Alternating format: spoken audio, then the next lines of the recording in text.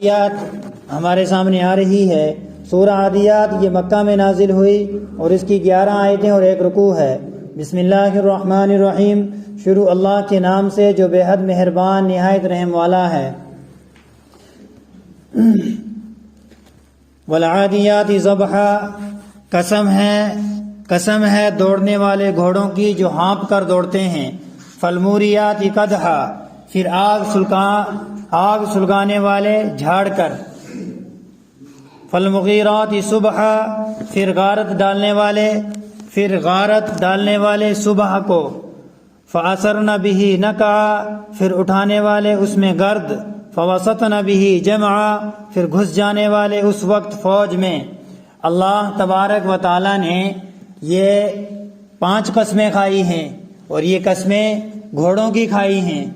یعنی انسان جب گھوڑے پر سوار ہوتا ہے تو وہ گھوڑا جب ہانپ کر اور ہنا کر جب چلتا ہے تو جب وہ اپنے کھر اٹھا کر ٹاپ مارتا ہے تو اس کے کھروں کے تلوں سے آگ نکلتی ہے۔ فالمغیرات صبحا، پھر غارت ڈالنے والے صبح کو۔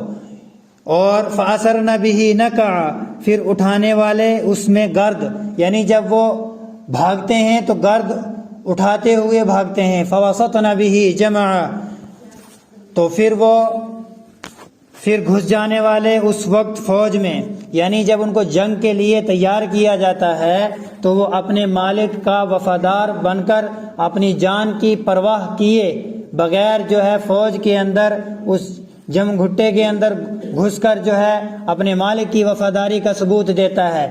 ان 5 قسمیں کھانے کے بعد، ان جانوروں، ان حیوانات کی قسم کھانے کے بعد اللہ تبارک و تعالی جو انسانوں کو سمجھانا چاہتے ہیں وہ یہ ہے، ان الانسان لربہ لکنود، کہ یقیناً انسان اپنے رب کا بڑا ناشکرا ہے۔ کیوں؟ وَإِنَّهُ عَلَى ذَلِكَ لَشَهِيدٌ، اور وہ آدمی اس کام کو سامنے دیکھتا ہے۔ وَإِنَّهُ لِحُبِّ الْخَيْرِ لَشَدِيدٌ، اور آدمی محبت پر مال کی بہت پکا ہے۔ یعنی اللہ تبارک و تعالیٰ نے اسے مال دیا ہے اور وہ دنیاوی زندگی بڑی عیش و عشرت کے ساتھ جی رہا ہے، لیکن اس مال کی حوث کے اندر اتنا وہ پڑ گیا ہے، اتنا اس نے اپنے آپ کو سرشار کر رکھا ہے کہ وہ اللہ کی نعمتوں کو، اللہ کے شکرانے کو، اللہ کی عبادات کو بھول چکا ہے۔ اس سے مراد وہ یعنی اس مال سے مراد وہ مال ہے جو اللہ تبارک و تعالیٰ نے عنایت فرمایا، لیکن وہ اللہ کے راستے کے لیے کام نہیں آ رہا ہے۔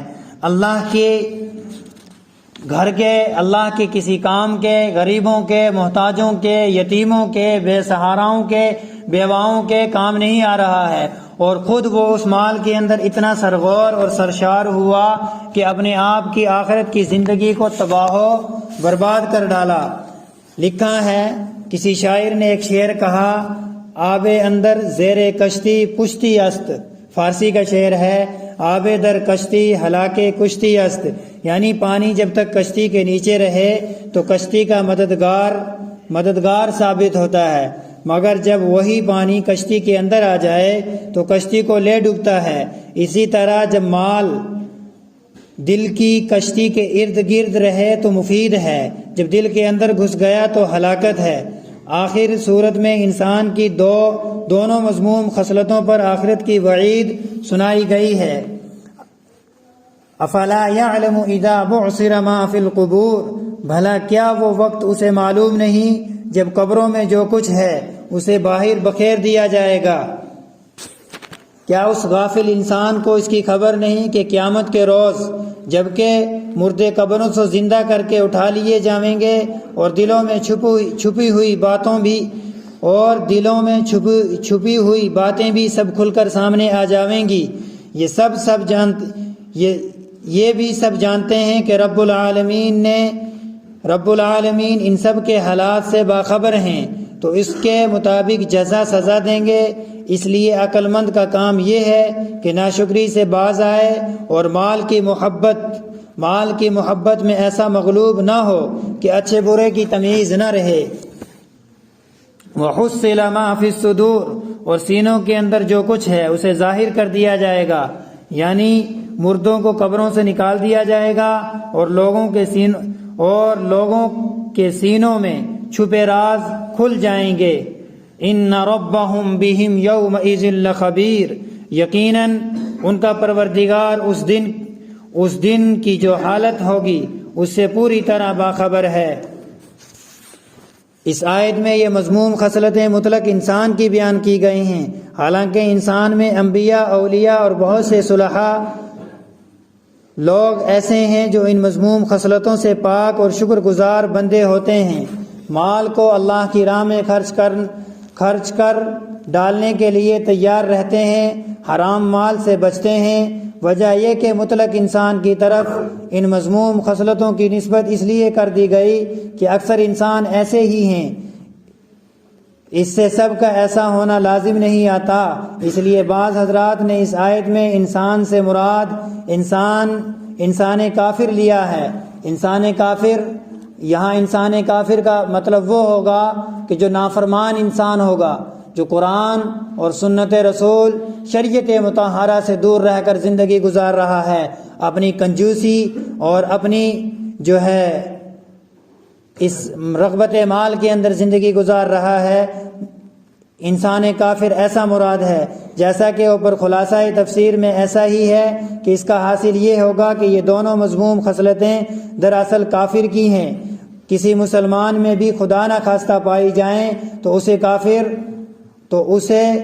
فکر کرنا چاہیے کہ میں مسلمان ہونے کے باوجود بھی میرے اندر یہ خصلتیں پائی جا رہی ہیں، تو کہیں میرا درجہ وہ تو نہیں ہے جو قرآن بیان کر رہا ہے۔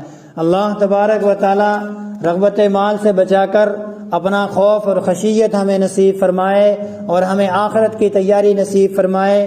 آخری صورت جس کے اندر انسان کو جھنجھوڑا گیا ہے، انسان کو جہنم کا سیر کرایا گیا ہے اور بتلایا گیا ہے کہ جب اس مرنے کے بعد تجھے دوبارہ زندہ کیا جائے گا، تمہیں دوبارہ اٹھا دیا جائے گا، تم جب میدان محشر میں اللہ کے سامنے ہوں گے، تمہاری جو ہے گواہی کے لیے زمین بھی ہوگی، تمہارے سینے چاک کر تمہارے اندر تمہارا جسم تمہارے خلاف گواہی دے گا، تمہارا ہر ایک انگ، ہر ایک بدن کا ایک ایک حصہ تمہارے خلاف گواہی دے گا۔ زمین پر جو کیے عمل ہیں وہ بھی تمہارے سامنے ایک پرچہ تمہارے اعمال نامے کی شکل میں ہاتھ میں تھما دیے جائیں گے، اچھے ہوں یا برے۔ ان پچھلی دو صورتوں کے اندر اور پھر وہ بھی بتایا کہ دنیا کے اندر جو مقصد ہمارا ہے وہ اللہ کو منانے کا ہے۔